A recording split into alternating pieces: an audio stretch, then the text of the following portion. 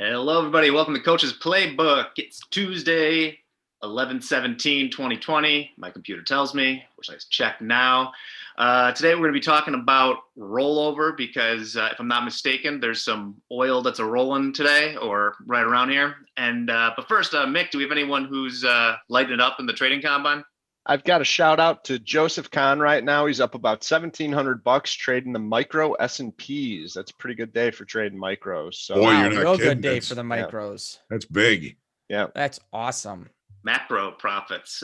Well, anyway, why don't we just dive into it? Because we get a lot of questions about the roll. And on one hand, contract roll is one of those basic things that you kind of got to know before you start trading futures. But then there's elements of it that, just before this, Dan and Mick and I were talking about expiration. We were kind of like feeling out exactly what we knew about the specifics of expiring contracts. Because the truth is, as a trader, you shouldn't really be dealing with those too often. And if you have, you probably made a mistake. But I was thinking maybe, Dan, do you want to kick us off a little bit? Yeah, absolutely. Well, rollovers are just an interesting topic to be thinking about, right? Every contract you hear about it, especially in the future side. Obviously, like the Forex side, there's really no rollover. They just continue to trade. They're not contract month specific. In the futures side, options and futures, they're all down to a contract month. And that month, usually you're trading the month or ahead of time. So like right now, we were seeing crude oil rolled from December to January. And a couple of things to keep an eye on when we're looking at rollover. Number one, know when it's coming.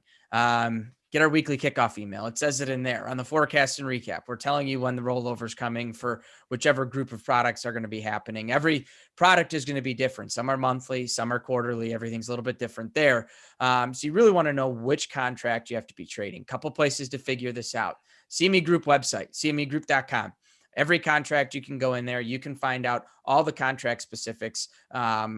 When the first and last trade of that contract is going to be, when the first and final notices are going to be, and if you're trading something like crude oil, when your delivery is going to be if you decided to hold on to that contract. And I will sidebar and kick it off to someone else. I had a mentor. He was telling me a story, and I think I may have said this on here before once or twice, but he was trading crude oil. Did not know he had a position on. He was obviously a pretty big trader. And he got a phone call asking what his address was for the delivery of crude oil he was expected to take. He frantically went crazy for about an hour and a half trying to find someone to offload his crude oil on. And so he got out of it. So his first thought process was, I got to drain the pool and fill it with crude oil, because he did not know what to do. So just make sure you're not in that position. When you start to notice the volume going from one month to the next, typically there's no science behind it. I put up the front month and then the next month next to each other on a dome, and I go, there's more volume in that one than that one. That's the one I'm trading. Simple as that. I think it is. I'll steal it from here to back Dan up. So I just want to go back to the fundamentals and the reason for futures here, and why we have different contract months. The futures markets were put together so producers and users can hedge their products for a future date, based off when they would either want to be making or taking deliveries, or hedging a certain crop in the future. So that's why we have different contract months, unlike Forex with the currencies. So like Danny said, one of the greatest resources for understanding which month to be trading is the CME Group's website. You go to their homepage, you click on whatever product like crude oil, click that product, and it pulls up all the contract months. There's a column off to the right that shows the volume for each one of those contract months. Most of you that are watching this, that are in our program, that are our traders, that we want you trading the front month. And we define the front month as the month that has the highest volume. Reason we want you trading the most heavily participated market is because it's the most liquid. You can get in and out without issues. If you go out to further contract months, you could be trading December 2023 crude oil right now. Very low volume. I didn't even bother to check what it is, but maybe they traded 20 contracts or 2,000 contracts. I don't know. So we want you trading the liquid months. It's very important to know when to roll. There's a few ways to do that. CME Group's website, reference that every once in a while. If you're someone who's doing execution on a dome, you can see the volume traded for that day. You can always flip over or pull up another dome, like Danny said, for the deferred month, the next deferred month, that is. You can also see it, if you're trading on a dome and you're looking at the bids and offers and the price that's trading, if you're someone that specializes in one or two products, you'll probably know what typical bid offer size is on a common day. And you can see as we get closer to the roll, those bids and offers trim a little bit. You might also see a gap between the bid and offer start widening out a little bit, or the spread as they call it. Yeah, absolutely. And I think that going to the CME site and just checking out the contract with the most volume is a pretty fail-safe way to do it, especially since some products like gold, for instance, have kind of funky contracts where they have monthly contracts, but people don't really trade every month. So you move from one to the other. Whichever has the most volume for that day, that's the one that I would probably want to be in. I don't know if Pogue has anything to add. Yeah, gold is one of those contracts that has kind of bastard months that don't really trade all that much. Hey, can I just point out, John sounds awesome now that he's got a nice microphone there. Ah, yes. Yeah. 21st century. Yes. It only took me 5 hours to set up. No.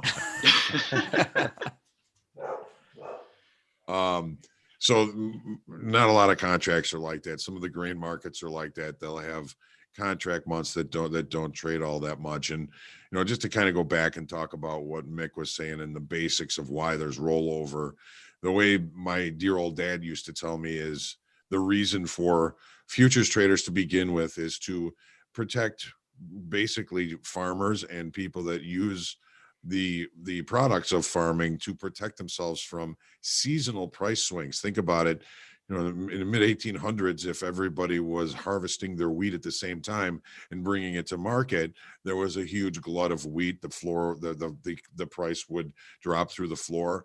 Half of them ended up dumping their crops in the river and going home. 6 months later, when all the wheat is used up, and you're trying to buy wheat because you're producing bread, you're going to have to pay an exorbitant price for that wheat because there's so little of it left. So they decided to use the contract month system where you could make and take delivery of these products at different points in the year.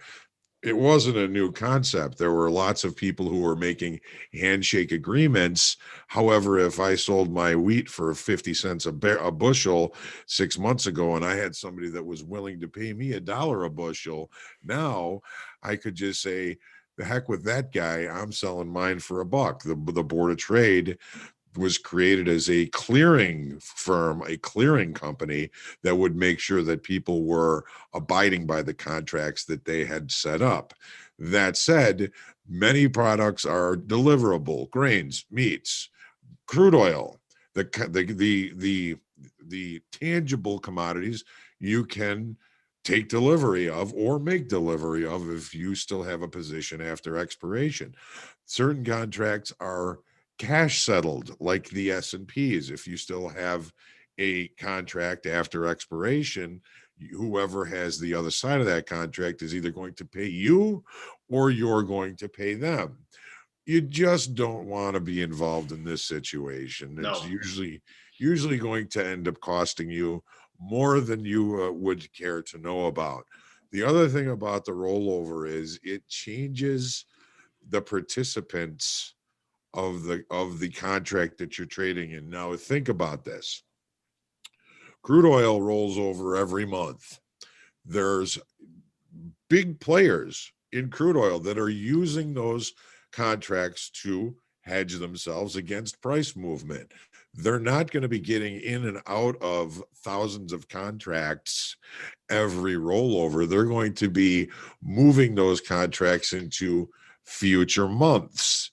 What this does once a month is it takes their focus off of directional activity and focuses it on trying to get a cheap roll. What's a cheap rollover? Well, there's two ways you can do it.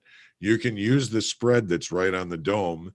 If you need to buy the spread, you're going to want to buy on the bid because that's going to save you 10 cents a contract. If you have 10,000 contracts, it's going to save you $100,000 in just that, in just buying the bid on the spread. There's also a way that you can, they called it leg the spread. You get out of the one side and then get back into the other, into the other side, into the future month.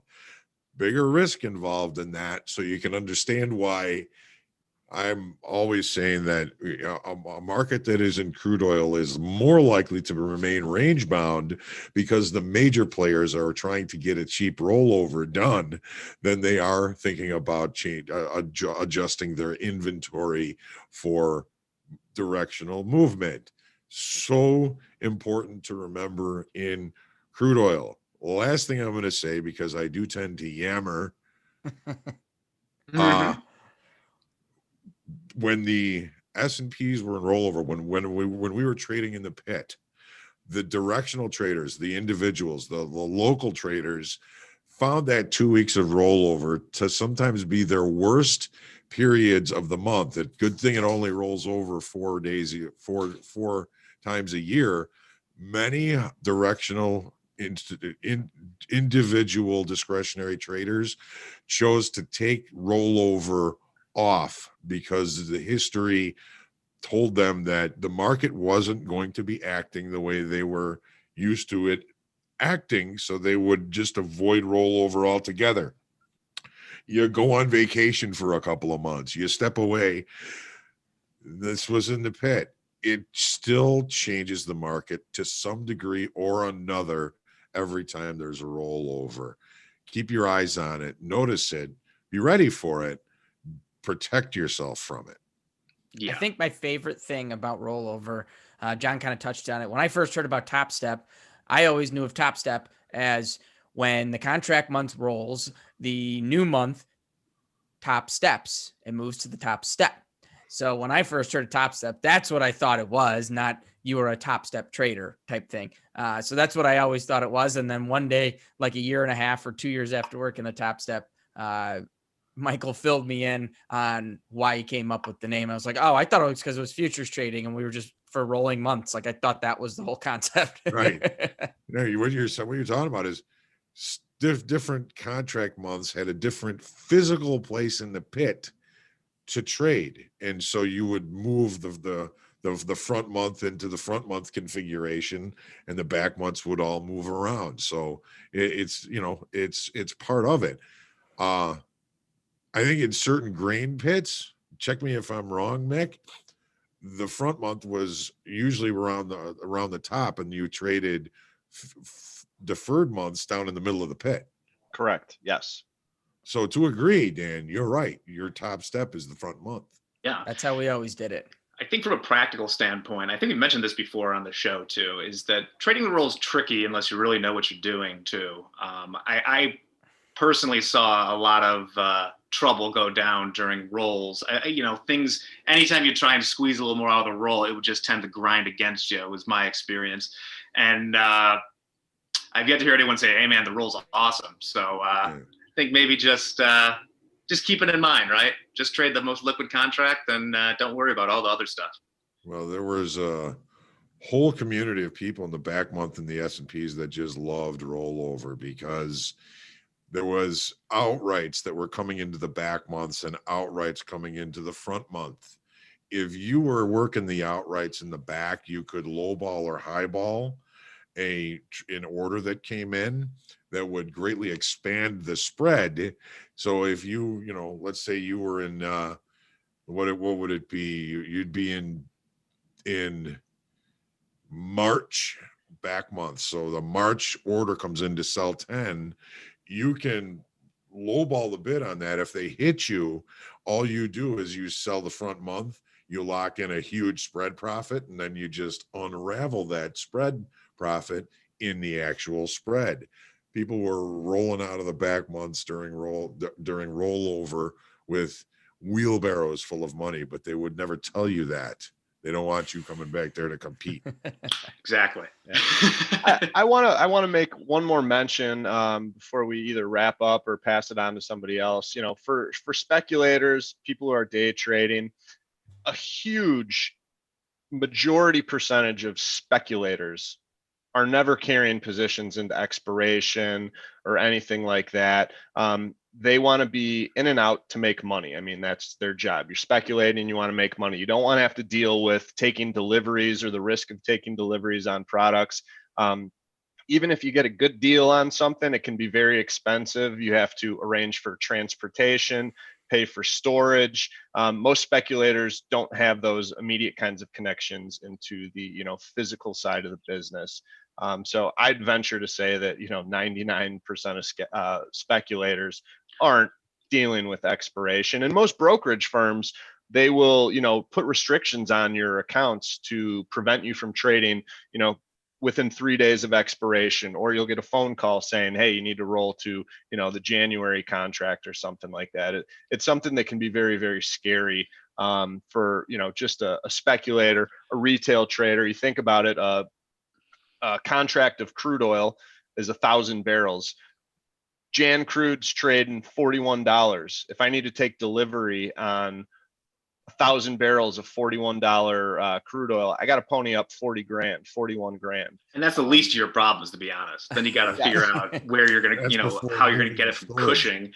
And I guess that's the most important thing. Those people are all the physical commodities traders, like, was it like Traffic Euro and stuff like that? That's a whole different business model. Like, I don't think anyone at Top Step or us is in the, renting ships and all that nonsense, dealing with the EPA, ships, owning ranches, right, freezing 20,000 pounds of pork bellies. No, you don't want to deal with that stuff. That's not what we're here for. Boy, the fundamental traders, like in the grains and the meats, they find out a speculator is stuck on something. Yeah, look out. Negative oil. Remember earlier this year? Yes. Yep. That was, the pain prime can be example. Infinite. Once you realize that people just can't take delivery on this, screw it. Just run right through them. So be careful and don't be one of those guys that gets the $7 million margin call. Yeah, Absolutely. And don't believe it if they say it can't go to zero. Because it can go lower. I just want to give a shout out to everyone real quick in the chat. Nick, Angelina, Oliver, Felix. We got a good question. And Jose got a question from Oliver. Just curious how often he should be checking volume of contracts. Oliver, I think it's depends on what product you're trading. You should know when rollover is coming, at least know where your expiration's at, and always just keeping an eye on volume. I think that should be a checkpoint each and every day of your trading. What the volume's looking like, and if you start to see it thinning out, that's a pretty telltale sign that even if you didn't know rollover was coming, that rollover's upon us. Yeah, that's a great question. And, we're talking about rolling out a decent January crude oil right now. Well, it's the middle of November. So as you get closer to that contract month, the roll is going to begin to happen. So if it's November 17th, you're trading DEIS crude oil, well, it should be an indication that, hey, we're coming up on DEIS. This DEIS is going to roll, because the contracts, they tend to roll before that contract month comes to the calendar date. It's going to be different for every, product. Crude starts the roll at a different time than the grains start the roll. But it is pretty much like clockwork once you know the, how that happens. You'll know around the middle of November for crude oil, or the middle of December for crude oil. You're going to have to be looking to the next month. Yep. And as far as like the equities are concerned, it's the second Thursday of the contract month. So second Thursday of December will roll into March S&Ps, Dow, NASDAQ, Russell. It's, some of them are a little more evenly spaced, like crude oil is always on the 5th, 16th, 17th, or 18th. Equities always the second Thursday of the given month, provided there's not a holiday inside there. Sometimes that gets a little bit crazy. That's when it really starts to mess with you. Yes, but watch the forecast, watch the recap. We'll be trying to keep an eye on that stuff for you as well. Yeah. I also just dropped a link here in the chat for our holiday packages. So make sure you guys all go check that one out. You fulfilled our marketing quotient, Dan. Thank you. I was thinking in the back of my head, might be reprimanded for not. Nope, I got it. You got it in there. Well, Dan, do you have a quote along with that promo? I do. I know most of us, if not all of us, are going to be out all of next week enjoying some Thanksgiving time, friends, families, however we're doing it. So I wanted to, as a reminder, there's going to be no coach's playbook next week, no forecast recap, but there might be some other stuff we'll get out to you during the week. But I figured why not have a quote about taking some time off of work? We all kind of here, I think, enjoy having some time off. So this one comes from Dale Carnegie. One of the most tragic things I know about human nature is that all of us tend to put off living. And I thought that was pretty interesting. We kind of get roped into this trading world. We enter into trading to have some freedoms, but then all of a sudden we're working Sunday night through Friday afternoon and barely getting any sleep sometimes. So make sure you take some time off to live your life. I like it, Dan. Sounds Love good. it. Everybody get some sleep, eat some vegetables, and we'll see you in a couple of weeks. Hogue, as they say. Yes. You say an early. We lost him. I got lost. We can't see you. It's fine. We can do a disembodied Hogue Right. voice. And here's a message from Top Step Trader. Yeah. I'm taking time off already. Yeah. All right. Well, that sounds good. So we'll talk to y'all later. Trade Yep, well. Trade well, everyone. Blessings. Happy Thanksgiving.